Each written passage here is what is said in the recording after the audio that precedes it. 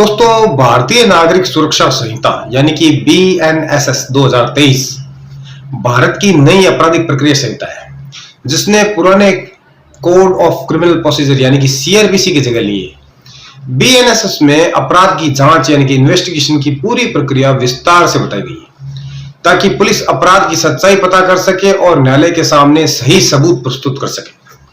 दोस्तों, इन्वेस्टिगेशन का अर्थ है पुलिस द्वारा अपराध के बारे में जानकारी इकट्ठा करना, गवाहों से पूछताछ करना, सबूतों को ढूंढना, आरोपी को गिरफ्तार करना और अंत में अदालत में रिपोर्ट या चार्जशीट पेश करना। दोस्तों, BNSS में इन्वेस्टिगेशन की शुरुआत सामान्यतः सेक्शन 173 के अनुसार FIR दर्ज होने से होती है। जब किसी व्यक्ति को किसी संगीन अपराध यानी कि कॉग्निजेबल ऑफेंस की जानकारी मिलती है और वह पुलिस को सूचना देता है, तो पुलिस अधिकारी उस सूचना को लिखित रूप में दर्ज करता है, जिसे FIR कहा जाता है। दोस्तों, BNSS के तहत अब FIR इलेक्ट्रॉनिक माध्यम से भी दर्ज की जा सकती है, जैसे ईमेल या ऑनलाइन पोर्टल के माध्यम से। FIR दर्ज होने के बाद पुलिस को अपराध की जांच करने का कानूनी अधिकार मिल जाता है। FIR दर्ज होने के बाद इन्वेस्टिगेशन का मुख्य अधिकार सेक्शन 175 BNSS के अंतर्गत पुलिस अधिकारी को दिया गया है, जिसके अनुसार थाना प्रभारी या जांच अधिकारी बिना न्यायालय की अनुमति के संगीन अपराध की जांच शुरू कर सकता है। इस स्टेप में पुलिस सबसे पहले घटना स्थल यानी क्राइम सीन पर जाती है और वहां से सबूत इकट्ठा करती है, जैसे खून के निशान, हथियार, टूटी हुई कोई वस्तुएं हैं, कपड़े हैं, फिंगरप्रिंट हैं, CCTV फुटेज है या कोई डिजिटल रिकॉर्ड है, ऐसे और भी जो है एविडेंस। दोस्तों, BNSS में आधुनिक समय को ध्यान में रखते हुए डिजिटल साक्ष्यों को भी महत्व दिया गया है। इसके बाद जांच अधिकारी सेक्शन 176 यानी 176 BNSS के तहत उन व्यक्तियों को नोटिस देकर बुला सकता है जिन्हें घटना के बारे में जानकारी हो सकती है। यह नोटिस उन्हें पुलिस के सामने उपस्थित होकर जानकारी देने के लिए दिया जाता है। इसके बाद पुलिस गवाहों के बयान दर्ज करती है, जिसका प्रावधान सेक्शन 180 BNSS में किया गया है। इस धारा के अनुसार पुलिस किसी भी ऐसे व्यक्ति से पूछताछ कर सकती है जो घटना के बारे में कुछ भी जानता हो। गवाह का बयान लिखित रूप में दर्ज किया जाता है और यह जांच का महत्वपूर्ण हिस्सा होता है। यदि पुलिस को किसी स्थान पर अपराध से संबंधित वस्तुएं होने का संदेह होता है, तो वह सेक्शन 185 BNSS के तहत तलाशी ले सकती है। तलाशी के दौरान जो भी वस्तुएं अपराध से संबंधित मिलती है, उन्हें पुलिस सीज कर सकती है यानी कि जब्त कर सकती है और इसका रिकॉर्ड बनाया जाता है। तलाशी और जब्ती के समय आमतौर पर स्वतंत्र गवाहों को भी बुलाया जाता है, ताकि प्रक्रिया पारदर्शी रहे। दोस्तों, कई मामलों में पुलिस को यह भी लगता है कि किसी व्यक्ति ने अपराध किया है या अपराध में शामिल है, तो ऐसे व्यक्ति को सेक्शन 35 और सेक्शन 36 BNSS के तहत गिरफ्तार किया जा सकता है और गिरफ्तारी के बाद पुलिस का कर्तव्य होता है कि आरोपी को 24 घंटे के भीतर मजिस्ट्रेट के सामने पेश किया जाए। यह सिद्धांत व्यक्तिगत स्वतंत्रता की सुरक्षा के लिए बहुत ही महत्वपूर्ण है।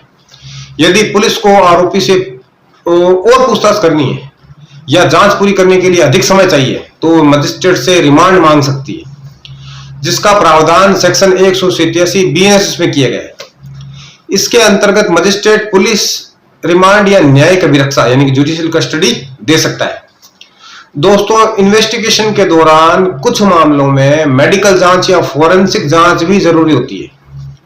उदाहरण के लिए, अगर हत्या, बलात्कार या गंभीर चोट के मामलों में मेडिकल रिपोर्ट और फोरेंसिक एविडेंस बहुत महत्वपूर्ण होते हैं। इसके लिए सेक्शन 51 और सेक्शन 52 BNSS के अंतर्गत आरोपी या पीड़ित की चिकित्सीय जांच कराई जा सकती है।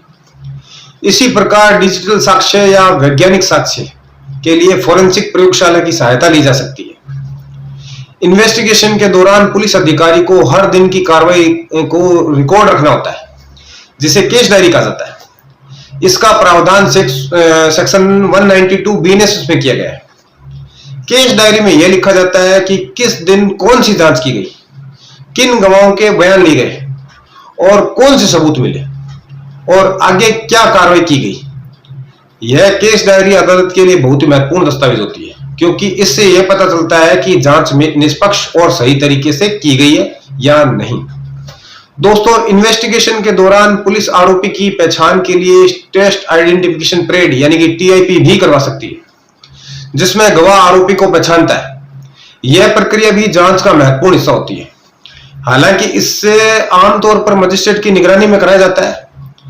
जब पुलिस को लगता है कि जांच लगभग पूरी हो गई है और पर्याप्त सबूत मिल गए हैं, तब वह अंतिम रिपोर्ट तैयार करती है। बीएनएसएस में इस अंतिम रिपोर्ट का प्रावधान सेक्शन 193 बीएनएसएस में किया गया है। यदि जांच में पाया जाता है कि आरोपी के खिलाफ पर्याप्त सबूत है, तो पुलिस अदालत में चार्जशीट दाखिल करती है। चार्जशीट में अपराध का पूरा विवरण, गवाहों के नाम, सबूतों की सूची और आरोपी के खिलाफ लगाए गए आरोप शामिल होते हैं। इसके विपरीत यदि जांच में यह पाया जाता है कि आरोपी के खिलाफ पर्याप्त सबूत नहीं है या अपराध साबित नहीं होता, तो पुलिस अदालत में क्लोजर रिपोर्ट यानी कि एफआर दाखिल कर सकती है। इसके बाद अदालत इस रिपोर्ट की जांच करती है और यह तय करती है कि आरोपी के खिलाफ मुकदमा चलाया जाए या नहीं। इस प्रकार बीएनएसएस के अंतर्गत इन्वेस्टिगेशन एक सुनियोजित और कानूनी प्रक्रिया है, जिसका उद्देश्य अपराध की सच्चाई को सामने लाना है। और इसमें एफआईआर दर्ज करना, घटनास्थल का निरीक्षण करना, गवाहों के बयान लेना, तलाशी और जब्ती करना, आरोपी की गिरफ्तारी करना, मेडिकल और फोरेंसिक जांच कराना, केस डायरी तैयार करना और अंत में चार्जशीट या एफआईआर अदालत में पेश करना, जिससे कई स्टेप शामिल होते हैं। दोस्तों, बीएनएसएस ने इस प्रक्रिया को अधिक पारदर्शी और आधुनिक बनाने के लिए कई नए प्रावधान जोड़े हैं, जैसे इलेक्ट्रॉनिक एफआईआर, डिजिटल साक्ष्य की मान्यता और तकनीकी साधनों का उपयोग। इन सभी प्रावधानों का उद्देश्य यह सुनिश्चित करना है कि जांच निष्पक्ष, प्रभावी और तेज हो, ताकि न्यायालय को सही तथ्य और सबूत मिल सके और पीड़ित को समय पर न्याय प्राप्त हो सके। इस प्रकार बीएनएसएस के तहत इन्वेस्टिगेशन की प्रक्रिया न केवल अपराध की सच्चाई खोजने का माध्यम है, बल्कि यह कानून के शासन और न्याय प्रणाली की विश्वसनीयता को बनाए रखने का भी एक महत्वपूर्ण साधन है। दोस्तों, अगर ये वीडियो आपको पसंद आया हो तो इस वीडियो को लाइक करना और शेयर करना, और आप इसी तरह से हर कानूनी बात को एकदम सरल शब्दों में समझना चाहते हैं तो आप इस चैनल को सब्सक्राइब कर लेना।